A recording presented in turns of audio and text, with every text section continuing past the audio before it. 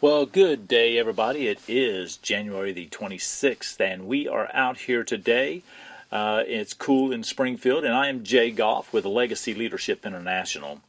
And what I want to talk to you today about, folks, is how we communicate as leaders to our people and help to identify what really it is that they truly want. And our people that we lead, are truly looking for purpose. Purpose over a paycheck. You see, a purpose, when we have purpose within our employee, when we have purpose and knowing and understanding exactly why we're doing what we're doing, why we are here, and how do I fit in to the overall success of an organization, and how important it is that they are a vital part, that they have to understand and know that they are a vital part of the success of their organization. And that can only be expressed by us as leaders. We have to connect with our people and let them know why it is that they are very important there, how we appreciate them, and we constantly have to be reminded to affirm them each and every day. Because what I've discovered is that when employees, first of all, are thought of as team members, or better yet, partners in an organization, then the performance level is increased, their unscheduled absences decrease, grievances decrease, support increases, and there's a happy culture. There's a happier culture. Now, is it going to be happy all the time? No, of course not. There are going to be challenges. There's going to be struggles, as in any organization. But the success lies with the leadership. It begins and ends with leadership. It begins with leadership identifying what's going on. In the Army, we used to do these things that when it came to being a leader, we were constantly doing these things. And you have to learn this, and it's OACCF. And I added the F on the end of it because I think it's one of the most important part of the process. As a leader, we observe. We observe what's going on around our people. We observe their behavior, their performance. We look for those things that, one, are helping to grow the organization, or they are taken away from the productivity and progress of the organization. One of the things we want to observe is if we have a performer who is beginning to show up late, their numbers aren't up, their numbers are declining, you notice them being a little more sluggish, or look like they just have more of an apathetic attitude towards things, and not so enthusiastic. These are things you need to take advantage of and notice. Now, when that happens, you don't want to go jumping on them and cracking a whip. What you want to do is connect with your people. Now, in connecting with people means asking the right questions and coming to them and observing and letting them know that you've noticed some things that are different about them. So as you're doing that and you're recognizing the differences of what's happening with your people, you need to ask these questions. You need to ask, what's going on? And how can we fix this? You need to ask them, do you enjoy working here? Do you like working here? Especially if it's someone who's been causing a little disruption or trouble and seems a little intent on being a subpar performer. In other words, they work harder on not working than they do on working. Ask them, do you like working here? Well, that right there is going to get their attention. The second question I would ask that person is, how can we help you keep your job? Now, it's important to understand that I say we instead of I, or how can you. First of all, we don't want to say, how can you keep your job? That lays it all back on the person. If they haven't been able to do it up to this point, the chances are they may know, but they're not going to do it. Or they may not have an idea on how to resolve what's going on in their life. If you say I, then two things. One, chances are in their mind you're not really going to take it seriously. You're going to look for ways to get rid of them or make their life harder. Or two, you're going to just let it go.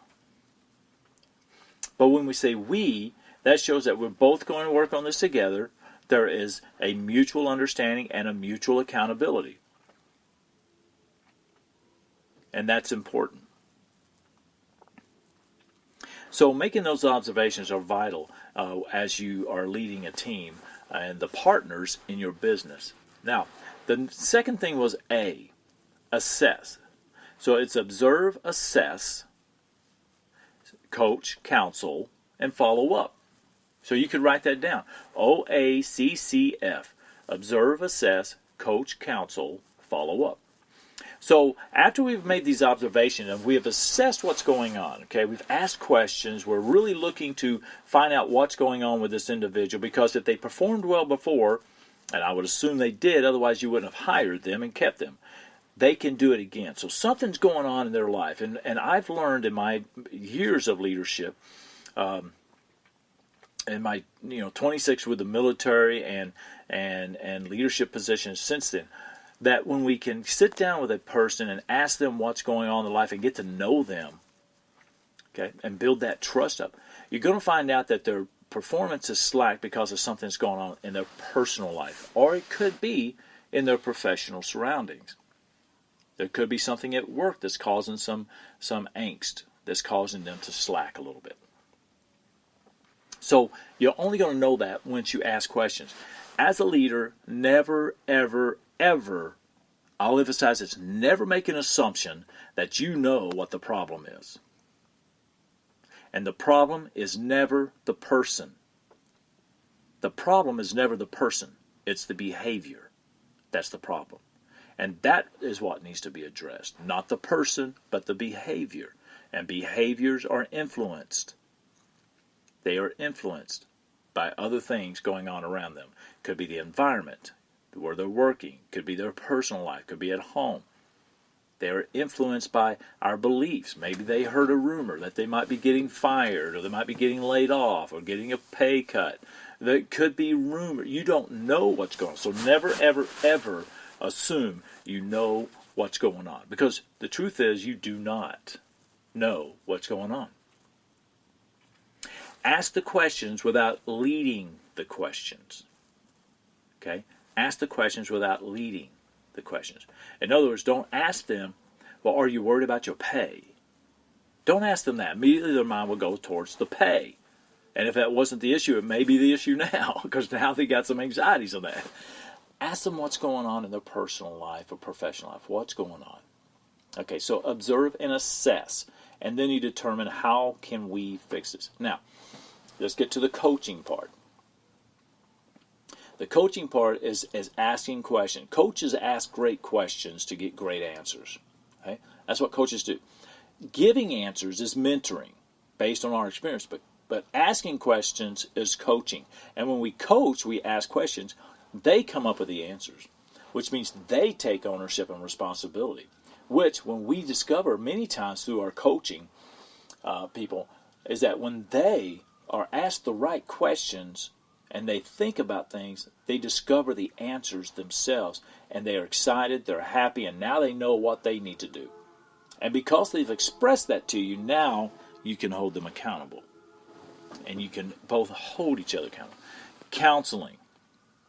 Counsel. Make a record of the conversation. Make a record of the situation that happened, and then a record of what they said they're going to do, and also what you say you're going to do, and that you also are accountable to them. Because you say you're going to help them overcome an obstacle, then you need to identify how you're going to do it, and when you're going to do it, and how you're going both to come back and talk about this again.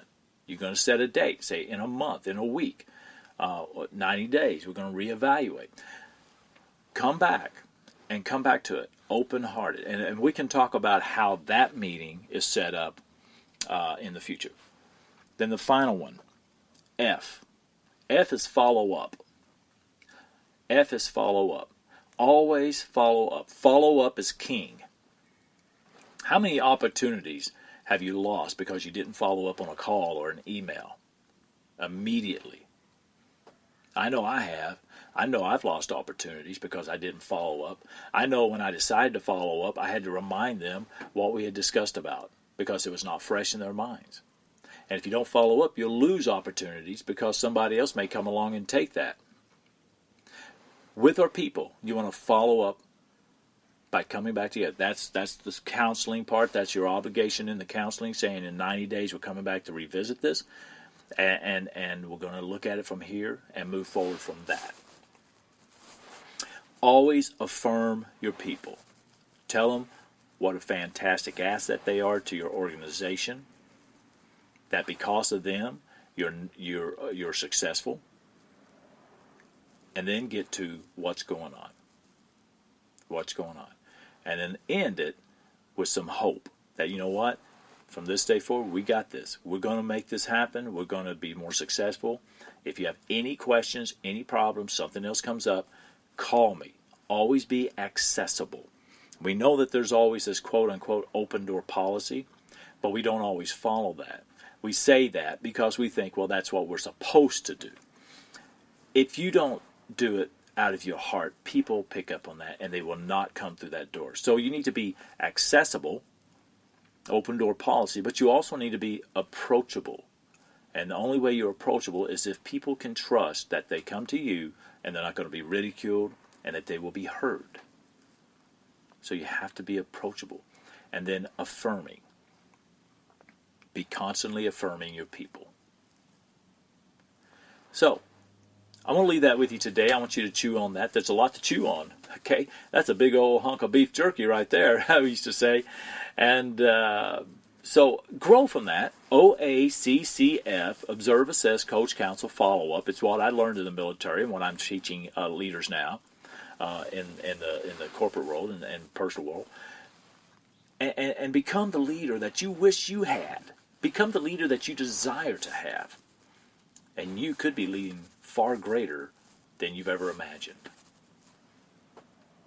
I'm Jay Goff with Legacy Leadership International. Life's what you live, legacy is what you leave, and leadership is the bridge.